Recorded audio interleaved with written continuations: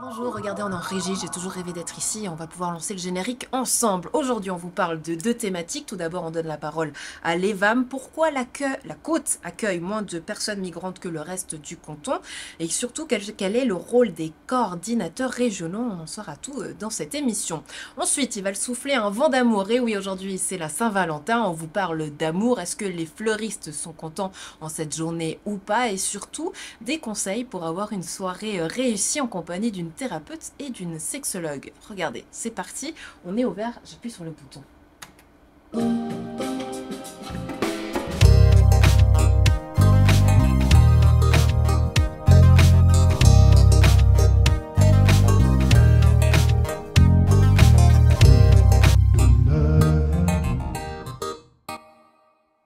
Et je vous le disais en introduction, au début du mois, le canton de Vaud, en concertation avec les communes, a annoncé déployer les premières mesures pour une répartition plus équilibrée de l'accueil des migrants sur le sol vaudois. Quelles sont justement ces mesures et pourquoi des coordinateurs régionaux viennent aujourd'hui renforcer cette initiative? On va en parler avec l'EVAM. J'accueille sur le plateau Éric Dourst et Simon Aladjem. Bonjour messieurs, bienvenue. On est ravis de vous recevoir. Bonjour Madame Brolopo. Installez-vous. Merci. Bonjour. Bonjour. L'invitation. Alors, des coordinateurs régionaux, on va en parler avec vous, Simon Aladjem, puisque vous êtes adjoint du pôle interface EVAM. J'aimerais savoir déjà, un coordinateur régional, qu'est-ce que c'est exactement? Oui.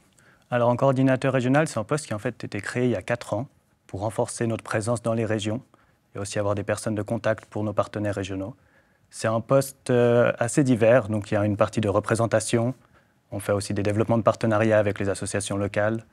On peut être aussi appelé pour des médiations. Voilà. Et puis on a aussi un projet qui est un projet d'intégration qui s'appelle Héberger un migrant, d'accueil en famille d'accueil.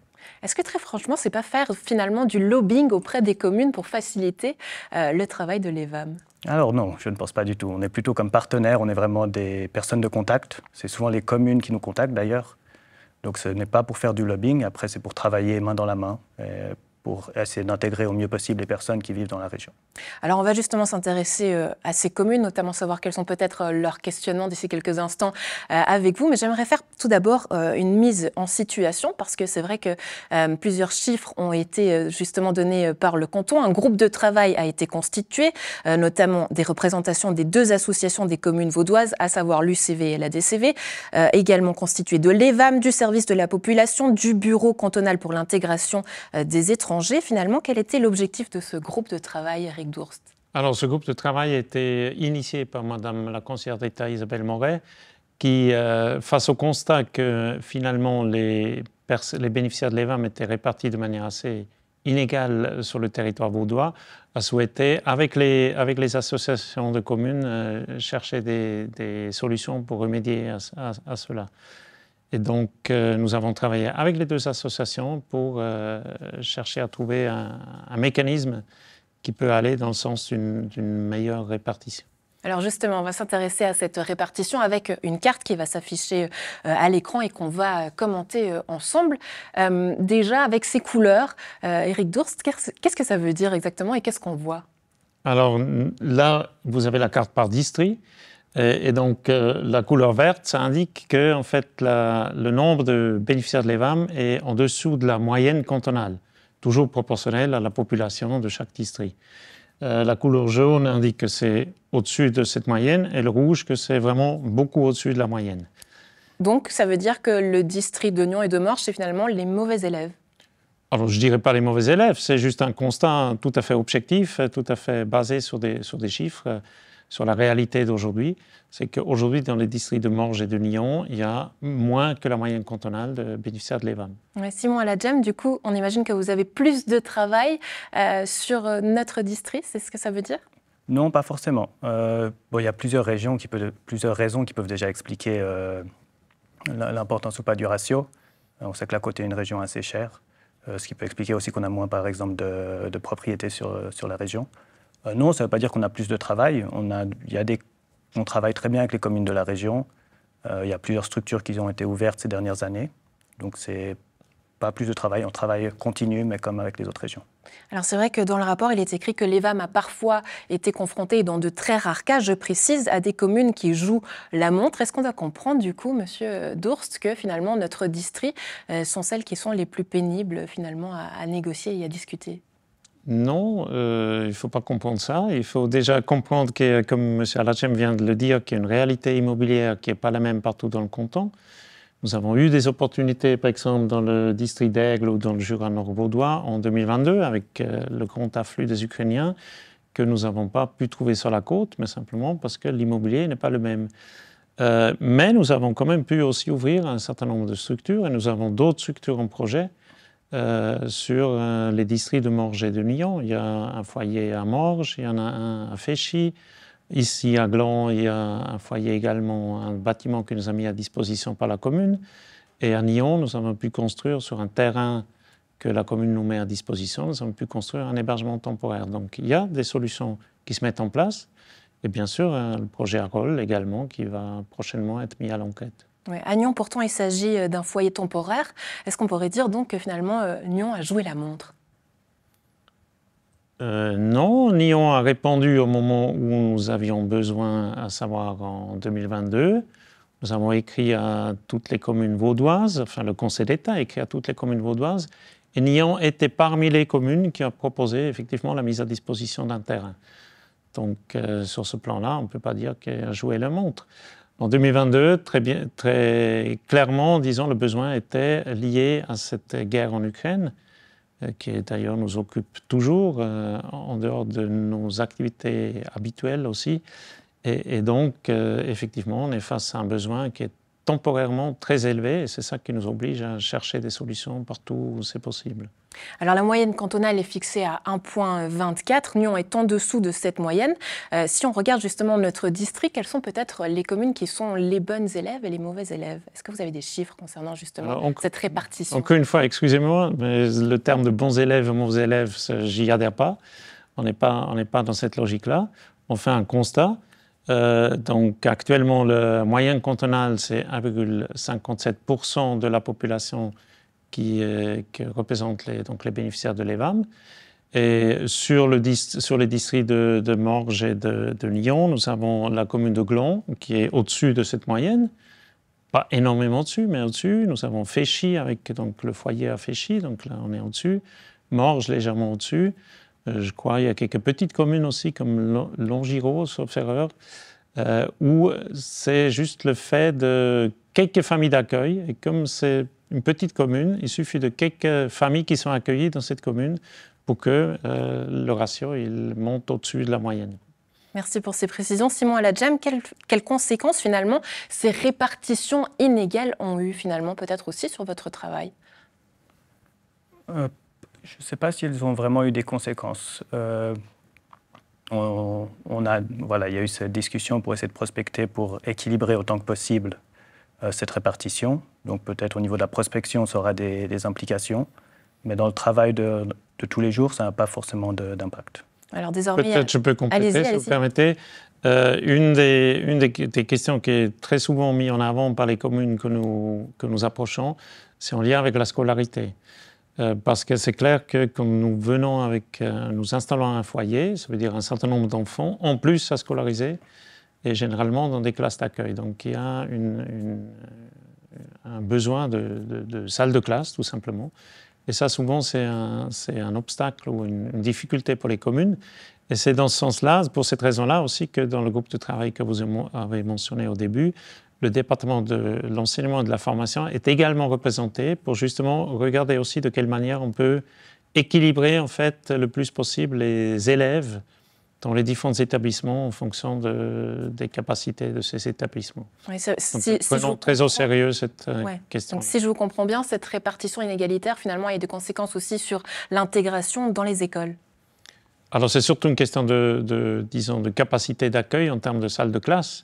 C'est surtout à ce niveau-là que la question se pose.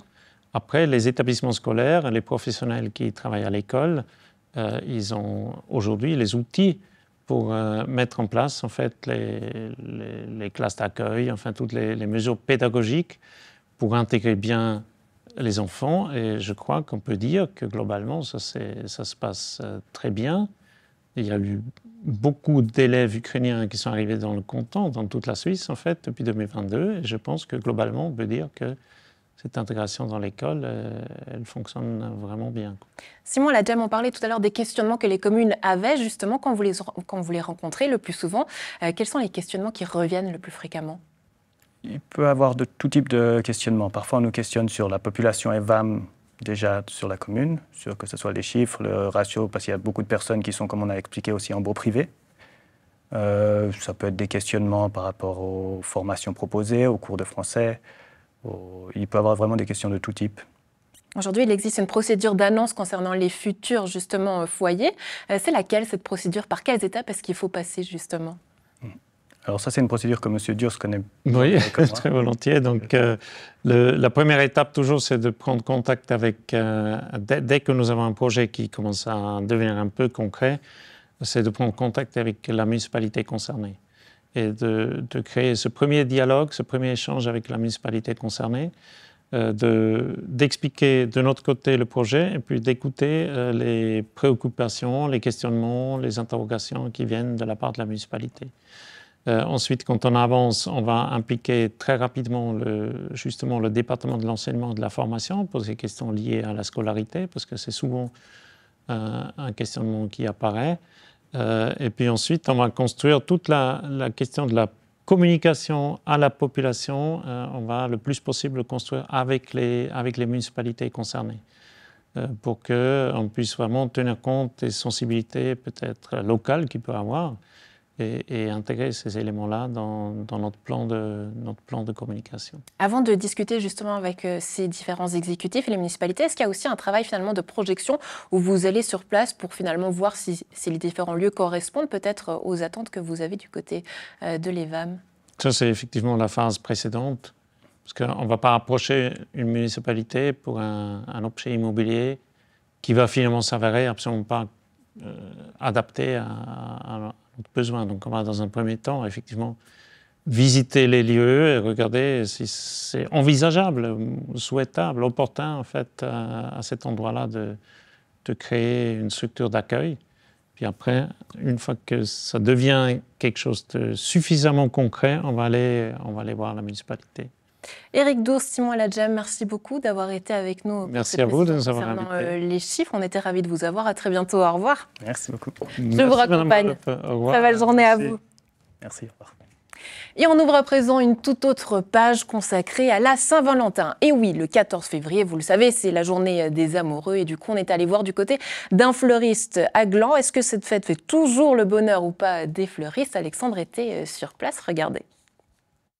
Bonjour Louane. Bonjour. Merci beaucoup de m'accueillir ici dans votre boutique. La Saint-Valentin, c'est toujours aussi important chez les fleuristes ? Ah oui, c'est toujours un grand moment. Et c'est vrai que c'est quelque chose qu'on attend toute l'année. C'est vrai que cette année, c'est un peu mitigé parce qu'il y a les vacances qui tombent en même temps, donc on ne sait pas trop à quoi s'attendre. Mais pour le coup, là, aujourd'hui, le jour d'avant, on a beaucoup de monde, donc je pense que ça va être une bonne année. Bon, alors, la Saint-Valentin, toujours un moment particulier pour les fleuristes. Qu'est-ce que ça demande, du coup, comme organisation ? Ça veut dire plus de fleurs à faire venir, ça veut dire plus d'employés aussi, on les voit derrière vous. Tout à fait, tout à fait. C'est vrai que moi, de base, je suis toute seule. Là, j'ai eu des petites aides, par exemple, de stagiaires qui viennent m'aider. J'ai Priscille qui vient aussi m'aider. Priscille, bonjour. Là, vous faites quoi ?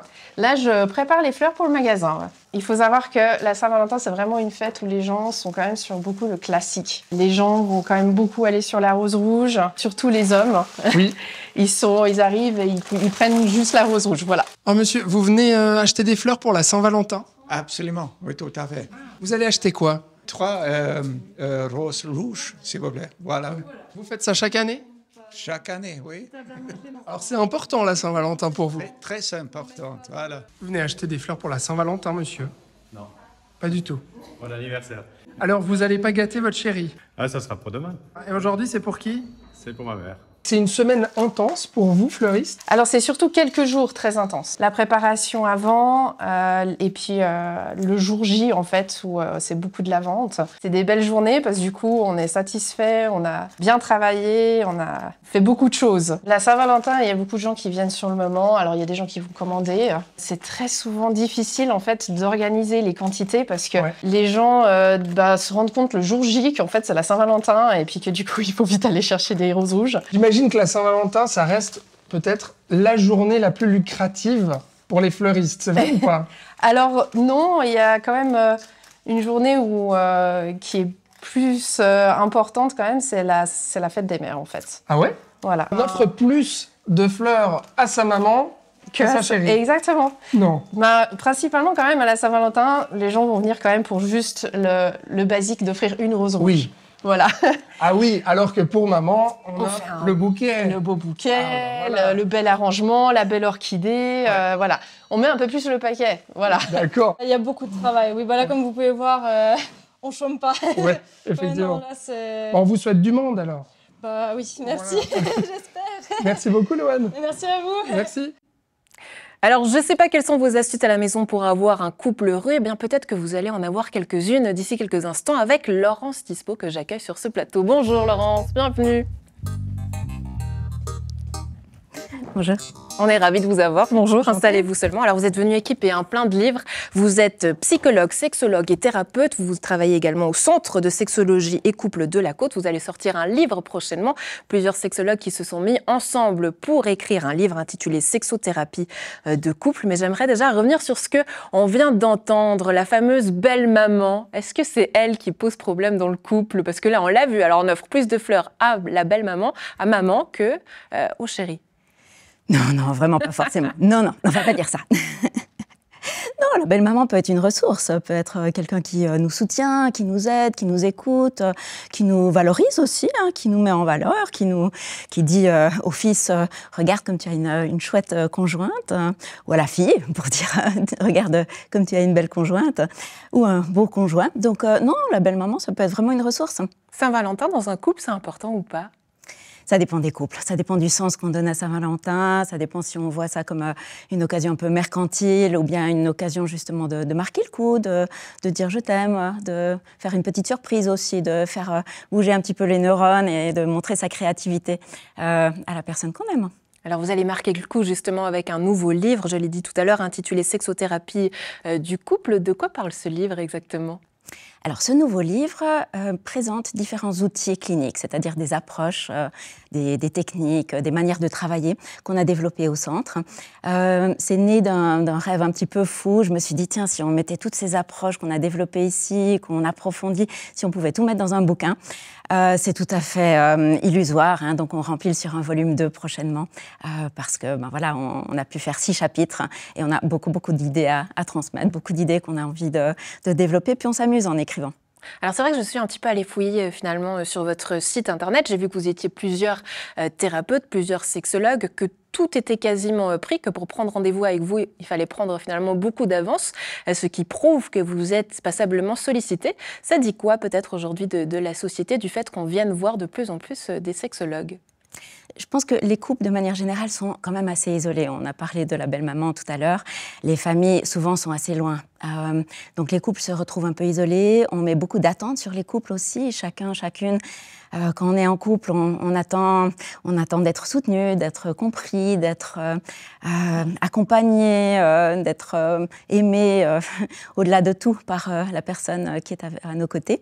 Du coup, avec toutes ces attentes, des fois, on tombe, on est déçu par soi, par l'autre, et des fois on a besoin d'avoir un petit peu de soutien externe.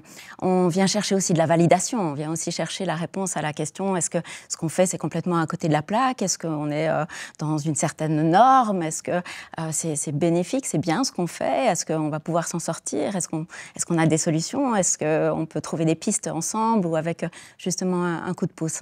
Donc finalement, le sexologue, c'est le travail d'une médiation peut-être. Je vais le résumer comme ça. Vous faites quoi concrètement ? Peut-être pas une médiation. On fait une psychothérapie sexologique. Donc on va vraiment se centrer sur les symptômes sexologiques, mais pas que. Les symptômes sexologiques, ça peut être un trouble érectile, ça peut être une baisse de désir, ça peut être des douleurs au rapport, des tas de troubles qu'on dit fonctionnels. Mais ça peut être, et c'est souvent le cas, une difficulté plutôt dans la relation, c'est-à-dire la communication autour de l'érotisme ou alors un décalage au niveau du désir. Ça, c'est des situations qu'on a quand même pas mal et mon prochain bouquin va traiter justement des décalages du désir dans le couple. Est-ce que ça veut dire que si on a une sexualité épanouie, on a forcément un couple épanoui ? Non, pas forcément. Les deux entités sont vraiment différentes. Et ce serait risqué de se dire, ben voilà, on a un couple qui marche, on devrait avoir une sexualité qui marche, ou le contraire. Dans la relation, pour être un couple qui, je ne vais pas dire épanoui, pour utiliser le terme que vous avez utilisé tout à l'heure. Pourquoi, ce serait quoi le mot que vous auriez préféré ? J'aurais dit suffisamment bien. D'ailleurs, je pose la question. C'est-à-dire qu'il n'y a pas une constante, justement, il ne faut peut-être pas se mettre cette pression à être tout le temps épanoui, c'est ça ? Exact. On peut être suffisamment bien. Il y a des jours avec, il y a des jours avec moins. Et puis quand on termine la thérapie, je demande aux personnes, comment est-ce que vous savez que vous êtes suffisamment bien aujourd'hui ? Et souvent, on me répond, on est suffisamment bien parce qu'on est en sécurité, on se sent en sécurité. On peut se dire que l'autre est là pour nous. On peut se dire qu'on peut tomber justement, on peut avoir des jours moins bien et que l'autre sera là pour nous. On a aussi, et ça c'est l'autre réponse peut-être à la question que vous posiez, est-ce qu'une relation épanouie, c'est une sexualité épanouie ? Non, on peut aussi se dire qu'il y a de la place pour la différence et pour les apprentissages individuels. C'est-à-dire que j'ai mon fonctionnement sexuel, est-ce qu'il va être accueilli, est-ce qu'il va être reconnu, est-ce qu'il va être bien vécu par la personne avec qui je vis ma sexualité, avec laquelle je partage mon fonctionnement. Donc il y a la sécurité émotionnelle dans le couple, mais il y a aussi les apprentissages que chacun fait de son côté et amène au panier du couple, si vous voulez. Donc voilà, peut-être qu'il vous donne envie. Je crois que vous allez notamment faire une journée tout prochainement sur la communication sexuelle, dont on va voir justement ici à l'affiche, avec plusieurs dates où on peut s'inscrire. Mais j'aimerais savoir, Laurence Dispo, entre nous, il soit dit, question coquine, donc couchez vos enfants à la maison si c'est pas la bonne heure. J'aimerais savoir, Laurence Dispo, les yeux dans les yeux, pour peut-être une soirée réussie, si on a une petite baisse de libido, tiens, c'est quoi les conseils et les astuces que vous pouvez nous donner ? Pour une soirée réussie, n'allez pas directement dans la chambre. Passez un petit peu de temps ailleurs, peut-être pas au restaurant non plus. Sortez des habitudes, un petit peu de créativité. Dites-vous, tiens, comment est-ce que je peux surprendre l'autre ? Comment est-ce que je peux me laisser surprendre aussi ? Accueillez ce qui vient. Soyez pas dans la performance, dans la pression de la performance. Et peut-être qu'il n'y aura pas de sexualité, peut-être qu'il y aura quelque chose de différent. Accueillez la différence, accueillez ce qui vient sur ce moment-là. Laurence Dispo, merci beaucoup d'avoir été avec nous pour ce petit moment. On était ravis de vous avoir. On vous souhaite une très belle journée. À bientôt. Un grand merci. Au revoir. Bonne journée. Allez, on continue cette émission avec les bons plans. Justement, quelles sont les recommandations culturelles pour ce week-end ? C'est parti.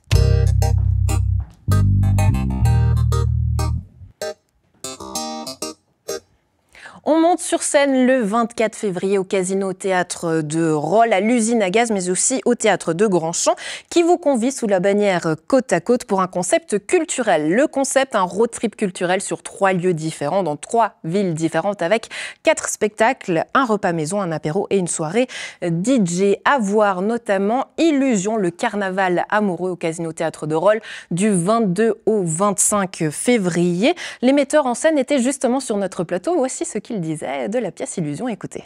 C'est l'histoire de 2 couples mariés depuis plus de 50 ans, qui ont toujours vécu dans une forme de bienveillance et de complicité commune et réciproque. Et à la fin de leur vie, tour à tour, menacés par la mort, ils vont être poussés à des aveux. À la fois, on a un comique très vaudevillesque de tromperie entre un quatuor amoureux, et en même temps, il y a une grande profondeur et une grande introspection chez ces personnages et dans cette écriture de Viry Paef, l'auteur. Qu'est-ce qui permet au couple de durer alors ? On s'est pas vraiment posé cette question-là. Non, c'est pas vraiment si vous avez la réponse, je la veux bien, surtout en ce moment. Mais c'est ce qui fait en partie le sel spirituel et le sel comique de cette pièce. Vraiment, on est sur des bilans de vie traversés à 2, avec ce que ça implique de moments heureux et de moments plus troublants. Et de ce trouble naît des grands moments de comédie.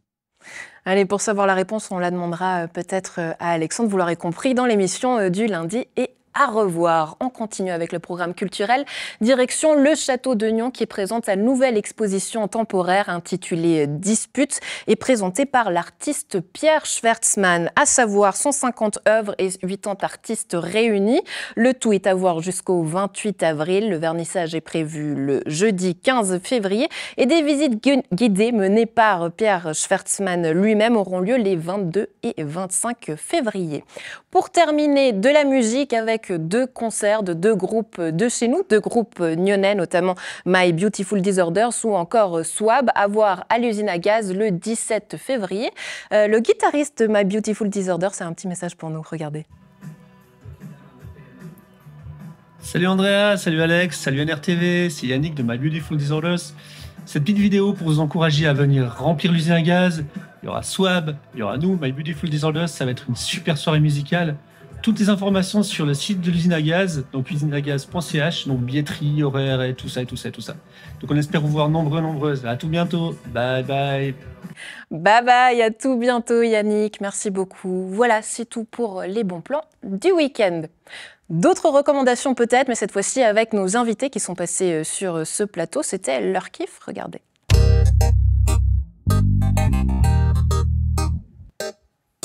Mon kiff, c'est la série Suits, c'est des avocats en fait new-yorkais et j'adore cette série. Mon kiff, c'est François Bégodeau, un homme de littérature français qui a écrit pas mal de bouquins et dont le dernier en date s'appelle L'amour. Mon kiff en ce moment, c'est une pièce que j'ai vue hier soir au Théâtre de Carouge qui va être en tournée en Suisse romande en fin de saison et la saison prochaine normalement.